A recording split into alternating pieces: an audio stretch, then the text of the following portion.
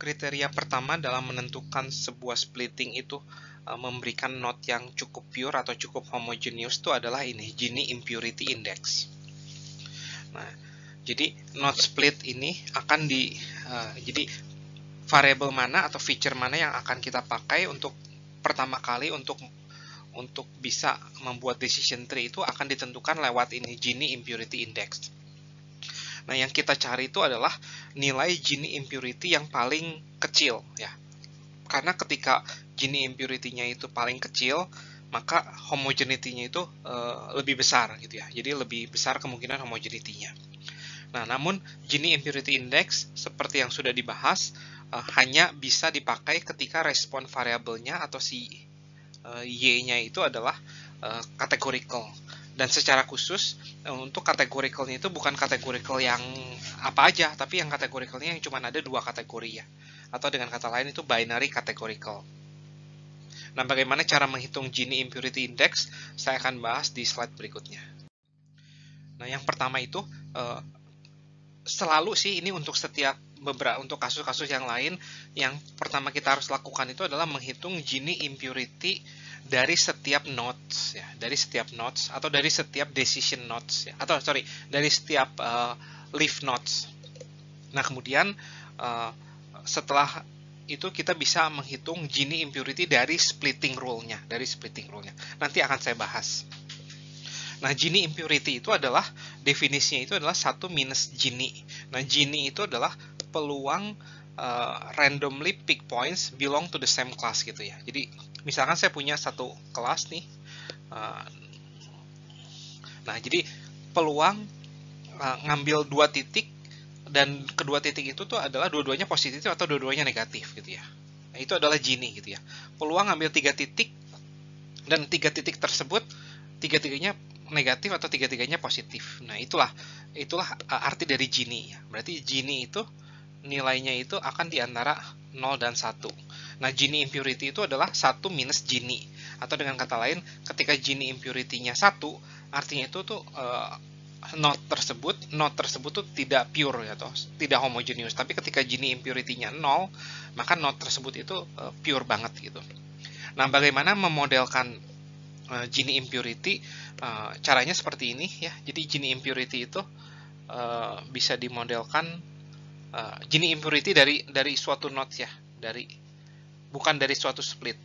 Apa bedanya dari nodes dari suatu split akan saya jelaskan nanti ya.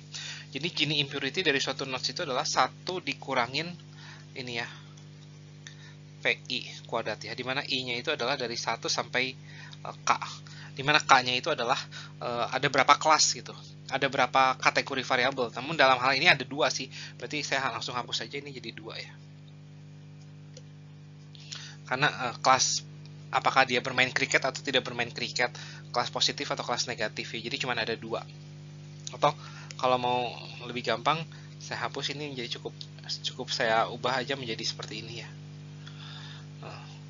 P1 kuadrat ditambah P2 kuadrat. Dimana P1 kuadrat itu adalah proporsi banyaknya positif, dan P2 itu proporsi banyaknya yang negatif ya.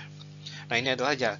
Nah, kemudian kita bisa menghitung Gini impurity dari splitting ya, yaitu dengan formula weighted average dari Gini impurity dari setiap nodes. Nanti akan saya jelaskan di slide berikutnya dalam sebuah contoh. Nah, sekarang kita akan mencari Gini impurity index dari decision tree yang kita sudah pernah bangun di slide-slide sebelumnya. Jadi kita sudah punya 3 decision tree ya. Decision tree yang dibangun berdasarkan height, ya, decision tree yang dibangun berdasarkan performance in class, dan decision tree yang dibangun berdasarkan class. Nah, saya akan contoh pertama dulu ya. Nah, saya ingat-ingat kembali, jadi ada 20 mahasiswa, terus ketika height-nya itu di bawah 5,5, maka ada 8 orang, dan height-nya di atas 5,5 ada 12 orang. Nah, dari yang 8 orang tersebut ada 2 doang yang bermain kriket, sementara dari yang 12 orang ada 8 yang bermain kriket. Nah, sekarang kita akan menghitung Gini impurity dari note yang pertama ya, note yang ini nih. Note yang pertama itu adalah 1 dikurangin, jadi Gini impurity index-nya dimodelkan dengan ini, 1 dikurangin P1 kuadrat, yaitu P1 kuadrat itu adalah proporsi yang bermain kriket di node 1 ya. Berarti ada 2/8 atau 0,25.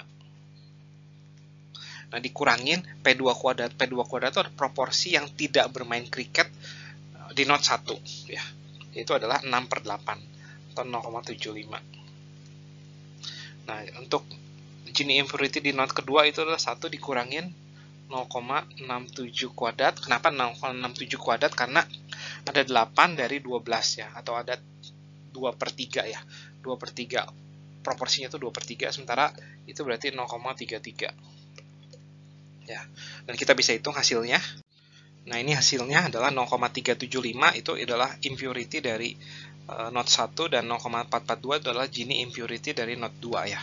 Nah, kemudian kita akan menghitung Gini impurity dari splitting ini, dari splitting ini, yaitu adalah weighted average-nya, yaitu adalah 8/12 dari Gini impurity yang pertama tambah 8/20, sorry. Dan ini 12/20 dari Gini impurity dari node kedua ya, yaitu adalah 0,442, dan hasilnya adalah 0,4152. Nah, kemudian kita akan lakukan hal yang sama untuk yang performance in class. Ada 20 orang ya. Terus kalau above average, totalnya ada 14 orang ya. Kemudian kalau below average ada 6 orang. Dan dari 6 orang tersebut hanya 2 yang bermain kriket, dan ada 8 yang bermain kriket untuk yang above average. Nah, kita hitung Gini index yang pertama, 1 dikurangin, saya pakai pecahan aja ya biar nggak susah, tambah 6/14 kuadrat ya. Ini harusnya kurang. Dan Gini index yang kedua itu adalah 1 dikurangin 2/6 kuadrat dikurangin 4/6 kuadrat ya. Nah, kemudian Gini index untuk splittingnya itu adalah 14/20 dikali sesuatu ya, 6/20 dikali sesuatu.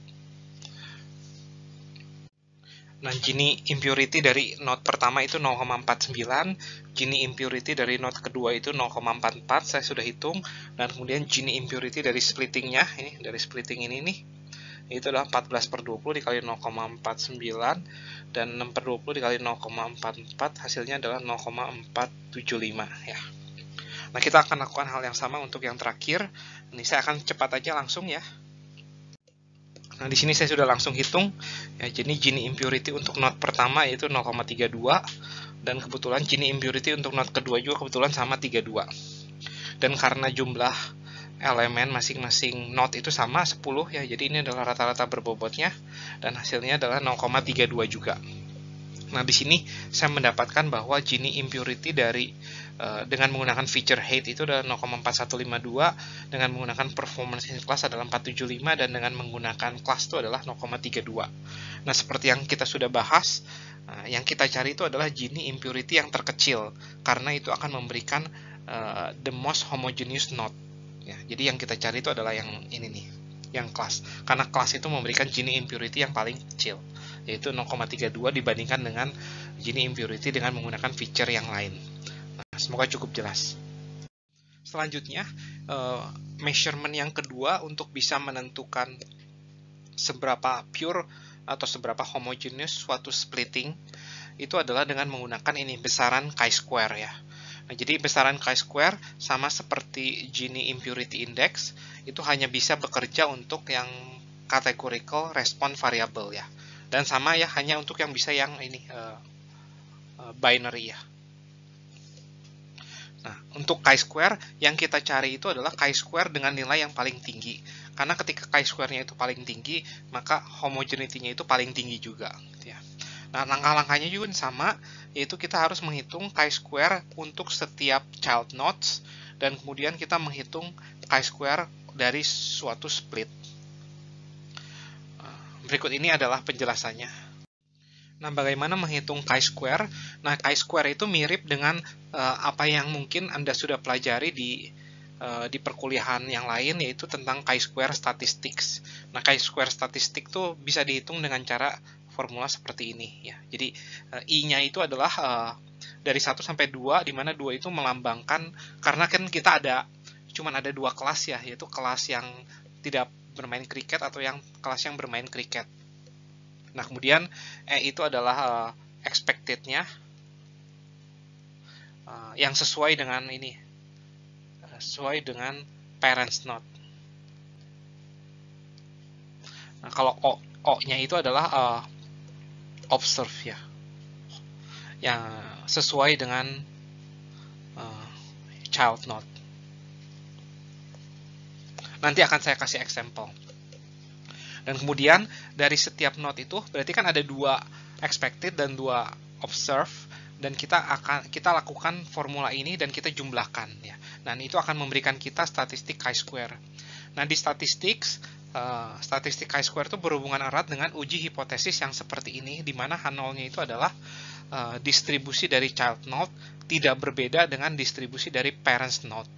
Dan sementara kalau H alternatifnya, hipotesis alternatifnya, distribusi dari child note itu berbeda dengan distribusi dari parents note.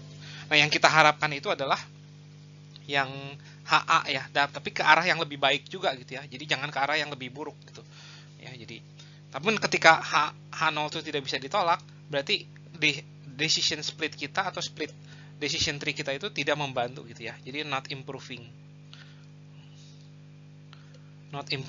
the homogeneity of the parents note ya. Homogeneity of parents note.